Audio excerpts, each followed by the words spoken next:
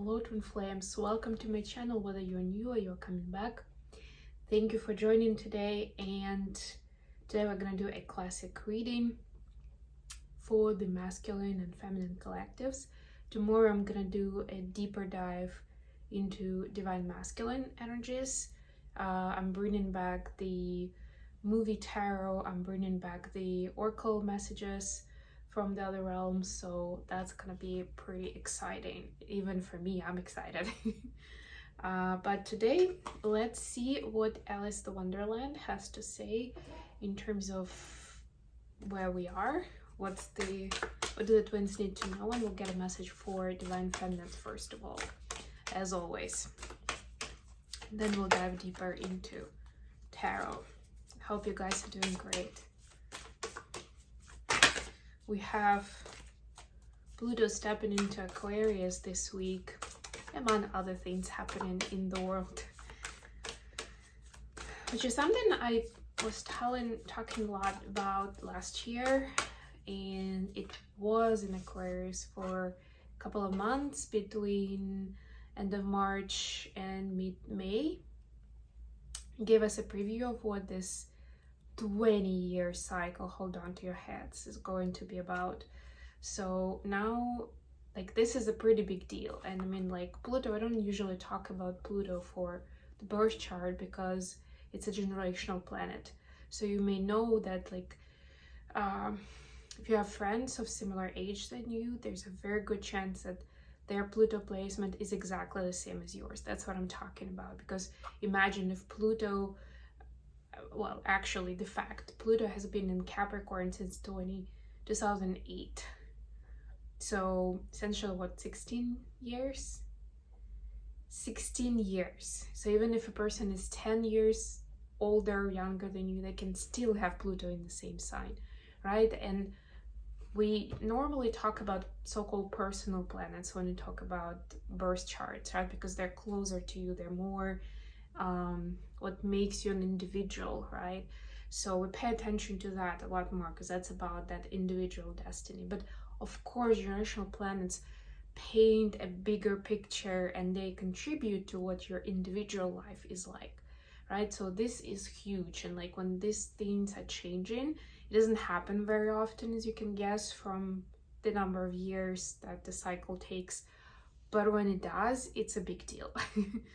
And I think it's actually, the United States had the Pluto return last year, I think, meaning that it was exactly where it was when the United States was created as a state, as a country, when the Act of Independence was signed. So, you know, it's like when shifts like that happen, it's very noticeable. And even for Pluto, like, it doesn't just change, right? It changed a little bit here, a little bit there. There was like a wobble of it going back and forth last year. So yeah, this, you may be feeling that energy, especially, of course, like depending on your personal placements of Pluto or Aquarius. So take a look at those. If those ring a bell, for example, for me, Pluto is the governing planet of my ascendant sign, Scorpio, which is essentially running the whole chart. So for me, Pluto is fundamental as a planet, as the energy. Or look at the Aquarius, right? Like, where is it?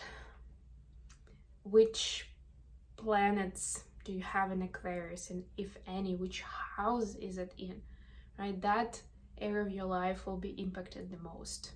And of course, if you have a lot of Aquarius in your chart, then you guessed it right. All right, so feminines, you got number 33. Look at that, the master number. I want to be a queen, of course. Stating your sovereignty, declaring freedom, passing a test. Wow, that's interesting. Let's get the oracle message from the book, actually. I don't think I've ever gotten this card in this deck. I'm just gonna read the divination message. Raising your status, you are taking charge of your life, making decisions for yourself, and setting rules and boundaries that work for you. Declaring your independence, becoming powerful and influential, wanting to embrace your potential. We've been seeing that seer, that psychic energy. This is the next step. But you know, it's interesting because that part was like still more about understanding what kind of skill set or gifting you have, you know, how it can be of service. This is like showing to the world, right? This is like me, myself, and I. Here you go, world. You're welcome. That kind of energy. I love it. A lot more decisive and going out there into the world. It's like, you know, when if you're a scientist, like those previous energies were kind of like creating whatever it is your invention is, right? And this is taking it to the world. That the big unfolding.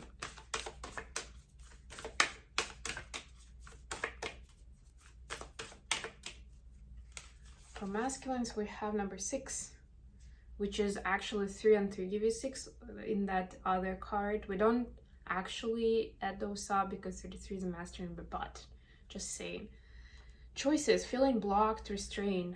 Look how interesting it is. So there is like that juxtaposition. While feminine is making choices very confidently, masculine feels blocked. Choosing which way to go. A moment of decision, uncertain of what is best or what to do next. Feeling like each door is closed. Wanting to reach the next stage of your life, but not seeing a single way through. Yeah, so it's like a crossroad.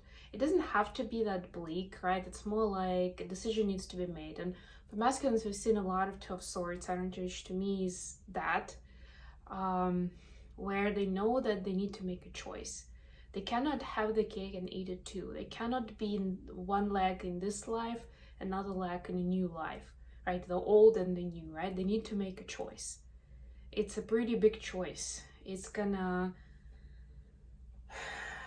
either get them into another karmic cycle if they choose the old, or it's gonna allow them to shift timelines and move to something completely different. Pluto and Aquarius would do that to you. Right, Aquarius is very much an innovation energy, right? Like trailblazer energy. But you need to have the courage to go that way, to be different, to see things differently. And if people ask you to not be afraid, to tell them, yes, that's how I see the world. That's what's important to me. Those are my values. And if you're not happy with it, arrivederci. Okay, where was I? Long entry, but very important update on that Pluto. And of course, next week we have full moon in Leo, which is gonna be pretty amazing as well. I will try to do a separate reading for each zodiac sign and publish it in my other channel, Mindful Bamboo. But here I'll definitely do one of those special edition readings to see what's the impact for the Twin Flame Collective.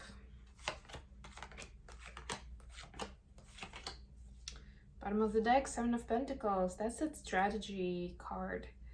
That's what I was seeing for a little bit for the feminines. Like making a plan, right? Like to me, that's that stage when you figured out what you want, and this is the how part. Maybe not as exciting. This is like diving down from Aquarius more to Virgo. Okay. I know you want to be here. Okay. Bottom of the deck, 3 of Swords, but this is the after tarot. So swords have come off. This is the healing energy. Yeah, we can only do the planning. We can only see that path clearly when we did enough healing, right? That's when we stop feeling blocked or feeling like we don't have choices or we don't have a good choice. Like I'm just choosing the lesser of 2 evils, right? Are you? That's really, I guess it's the essence of that, of questioning, of being aware when you're on the spiritual path.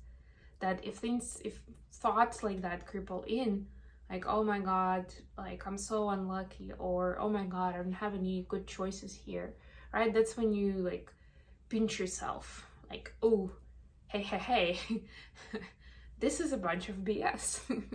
I just need to change my vision. I need to find a person who knows about this stuff, like whatever it is, right? Like, or a lot of times just give it time, just ask for a sign, just sleep on it, right? Live with it a little bit, like kind of let it mold, let it process, and the answer will come naturally. Our brain, and kind of fueled by our current society, is trying to find a quick answer, an instant answer, which is not necessarily available at all times, and that's where a lot of problems lie. That's when we start overthinking and getting blocked.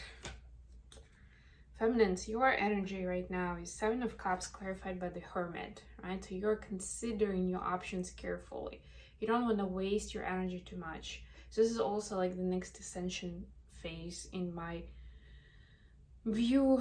The way I see this is that before it was more like, okay, I'm gonna experiment, I'm gonna try this, I'm gonna try that, and I'm gonna learn about myself, right? And how this path works too. Now you've learned so much that you're like, okay, you know what? I don't really have time for experiments because I gotta be there, I gotta meet this person, I gotta accomplish that. The world needs me right now.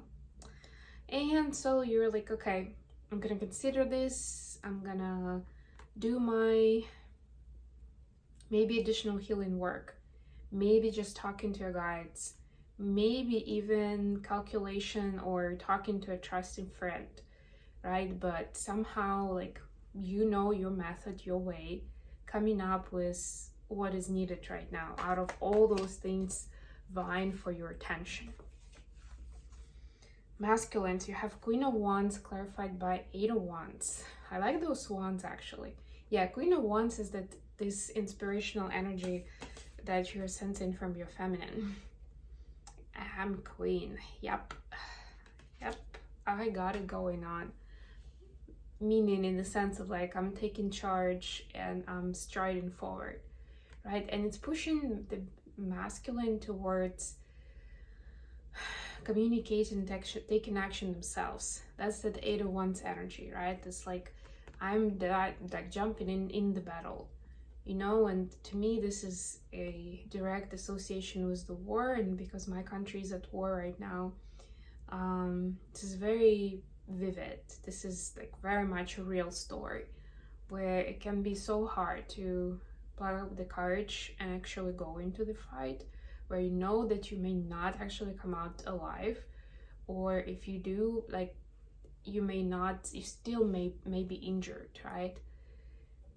Which will be a very different life.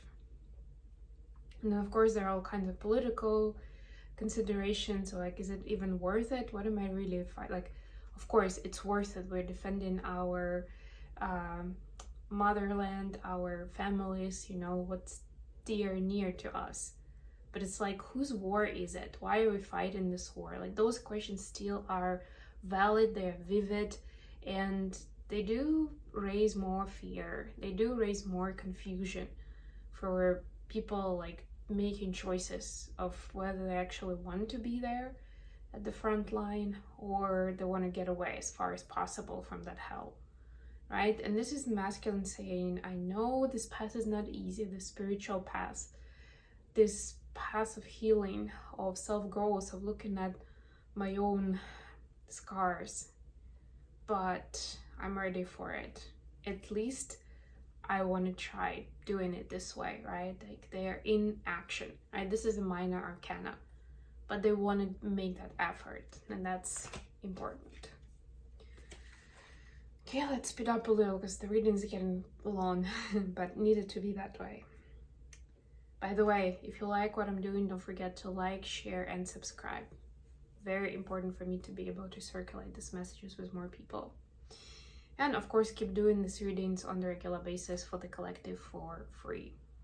For a personal reading, reach out through your email address or through my website, mindfulbamboo.com. Additional question, Queen of Swords clarified by Five of Cups. Right, so this is the honesty about feeling hurt, about feeling like you've lost something or somewhere or whatever, you're lost in a situation. Where is that feeling? That feeling would always be like pulling you back. It will be eating off your trust to yourself and to the world. For feminines, we have Two of Pentacles and the Moon. Ooh, this is the grief of kind of like being of two worlds, of trying to please everyone, of trying to be on top of everything all the time, right? And not being able to clearly tell like what's important, what needs your energy, right? Giving too much of self to things, people, places, situations that were not worth it or did not appreciate it, right? Different things, but still, essentially was still not worth it, right? Apart from the fact that you've learned from that experience, of course, because the law of reciprocity works every time. And then if you keep pouring into people, places, and situations that do not recognize that, do not appreciate, do not give back, even if subconsciously you're not getting anything back from that, then it's okay for a little while, right? It's almost like if it's for a little while, it's that healing process.